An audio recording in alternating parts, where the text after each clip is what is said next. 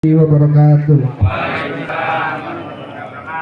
Alhamdulillahirabbil alamin wa bihi nasta'inu ala umuri dunya waddin wassalatu wassalamu ala asrofil anbiya'i wal mursalin wa ala alihi wa sahbihi ajma'in. Rabbi shrah li sadri wa yassir li amri wahlul 'uqdatam min lisani yafqahu qawli. Selamat malam, salam Om Swastiastu, Namo Buddhaya, salam kebajikan bagi kita semua. Yang paling kula hormati Ibunda Hajah Lelin Fardina Dewi beserta Sang Hyang Guru Profesor Dr. Haji Dedem Sumarna. Oh, tepuk tangan dulu. Lalu Dewan Pembina sepertinya belum datang, ada Bapak Subardi. Lalu juga ada Ketua Tim Pemenangan yang selalu culen dan cetar membahana Bapak Arif Amin. Mudah-mudahan segera menjadi Bapak Doktor. Yang kedua, selanjutnya ada Bapak Dr. Taiman yang bentar lagi juga akan menjadi doktor sekaligus menjadi Sekretaris Jenderal. Ada juga mana ini Komandan Kavaleri, Dewa Pamungkas, Komandan Kavaleri yang selalu mapping di jalan. Dan juga Kakanda Fajrian Ramadhan Sumarna selaku bendahara dan penyongsong dana, sebetulnya itu kakak saya sebetulnya. Dan juga ada adinda saya Ustadz Askian. Lalu ada di sini Dewan Pakar Dr. Edithian Urdiana, Bapak Rudi Setiantono, dan Pak Taiman tadi sudah disebutkan. Salawat serta salam bagi baginda Nabi Muhammad SAW dan kepada seluruh koordinator, bapak-bapak, ibu-ibu yang mohon maaf tidak bisa saya sebutkan satu persatu karena sangat luar biasa dan cukup banyak. Mungkin barangkali kalau saya sebutkan itu waktunya habis. Kalau dibolehkan saya sedikit bercerita, kita terobek pada masa waktu itu. Tepatnya 2 minggu sebelum Lebaran pada Idul Fitri tahun kemarin, di belakang rumah Kakanda Fajrian Ramadhan itu ada seorang paman yang saya anggap sekarang menjadi guru politik. Pada waktu itu beliau sedang memakai kaos singlet, main TikTok, pakai kacamata, merokok. Terus kata saya begini, kata saya tuh, Mang Arif itu sebagai konsep saya akui Arif kapabilitas dan cakap, tetapi saya ingin menguji Mang Arif ini seberapa mampu membawa masa untuk saya. Beliau yang tadinya main TikTok itu, waduh, kenapa ini boy katanya, mau apa kamu katanya. Terus saya katakan, Mang, seandainya saya nyalon sebagai seorang legislatif, memang apa yang mau kamu bawa katanya. Saya jelaskan secara terperinci A, B, C, D sampai Z pada waktu itu. Tanggapan beliau itu, memang uang kamu kurang dari Pak Boy katanya. Itu yang pertama itu, kata Pak Ketua itu. Terus saya katakan, Mang Arif, kata saya, kalau saya itu bukan berbicara tentang uang, insya Allah kalau menurut Sang Hyang Guru ini, karena Sang Hyang Guru ini kalau mengajari kepada murid-muridnya, jadi beliau itu memiliki 3 murid. Yang pertama Fajrian, yang kedua saya, yang ketiga Askian. Jadi Sang Hyang Guru ini kalau mengajari murid-muridnya adalah filosofisnya dulu. Sebagai contoh saja. Siapa di sini dari murid-murid saya yang akan menjadi orang kaya katanya? Ya kami ngacung nggak bertiga. Siapa yang tidak mau menjadi orang kaya kata saya. Setelah itu, ya sudah.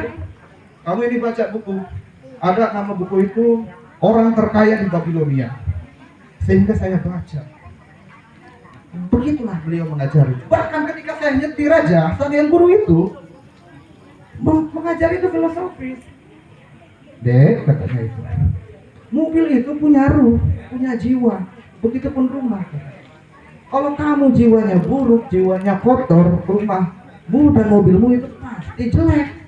Jelek itu dalam artian bukan dalam bentuk, tetapi kotor, tidak nyaman, tidak bersih. Begitulah Sang Hyang Guru kalau mengajari kepada murid-muridnya.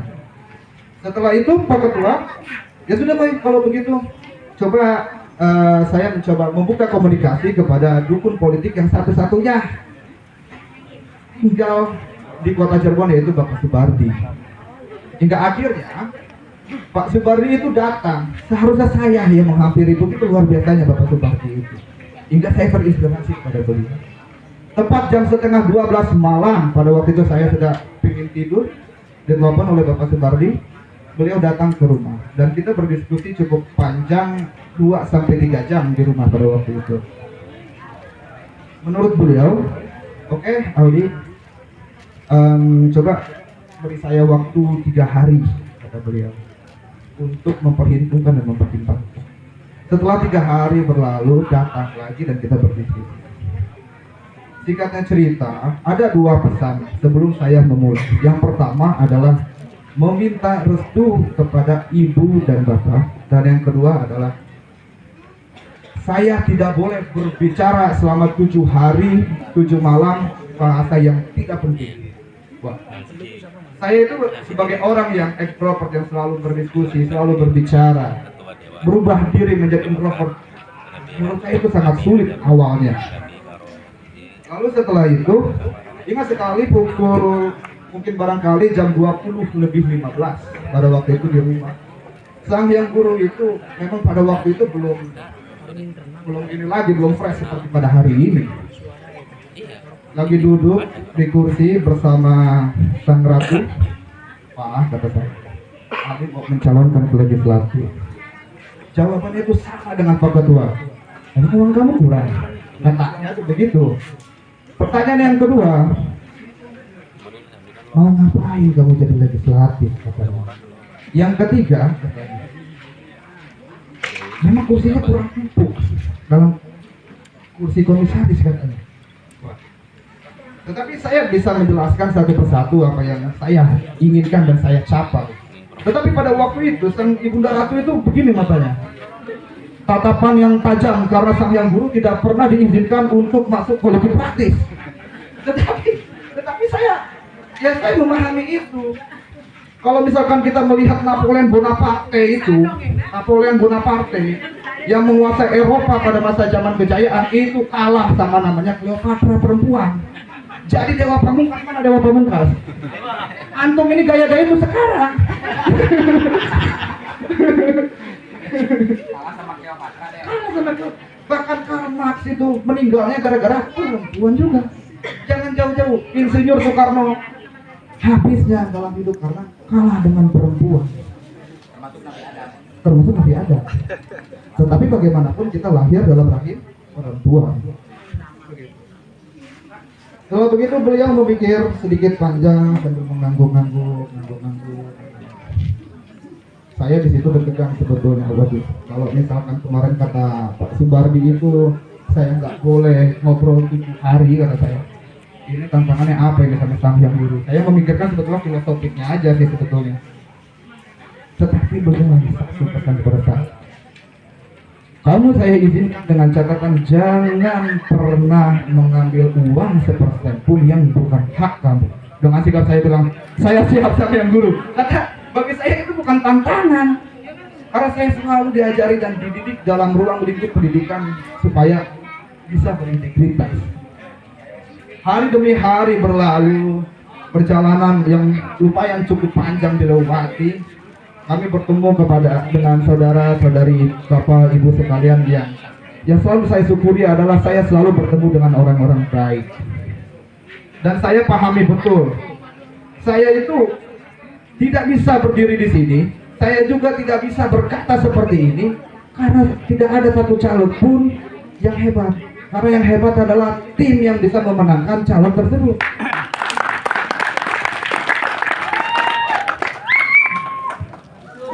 Selanjutnya yang saya ingin katakan begini, bapak-bapak, ibu-ibu, saudara-saudara sekalian, senior, banditos, kami ini adalah brotherhood. Brotherhood itu sekali keluarga tetap keluarga.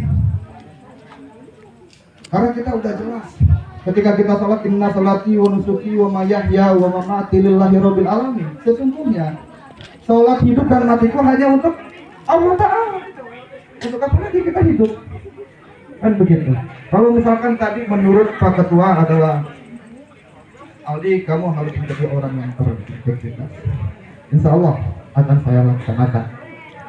Tetapi saya perlu ingatkan kepada bapak-bapak, ibu-ibu sekalian, bahwasannya di tanggal 14 Februari kemarin itu bukan lonceng pertempuran telah berakhir, tetapi lonceng pertempuran awal kita untuk bisa mengabdi kepada masyarakat Kota Cirebon, khususnya Dapil 5 Kesambi.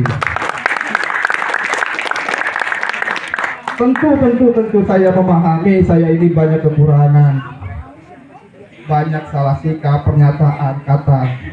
Maka dari itu, jika ada yang saya katakan atau sikap saya salah, saya beserta keluarga, saya memohon maaf. Minal aidin wal faizin. Mungkin barangkali itu yang bisa dapat saya sampaikan. Terima kasih. Wassalamualaikum warahmatullahi wabarakatuh. Terima kasih kepada Mas Eldian Project Ramadhan Sumarna, Sarjana Manajemen, luar biasa atas sambutannya. Mudah-mudahan beliau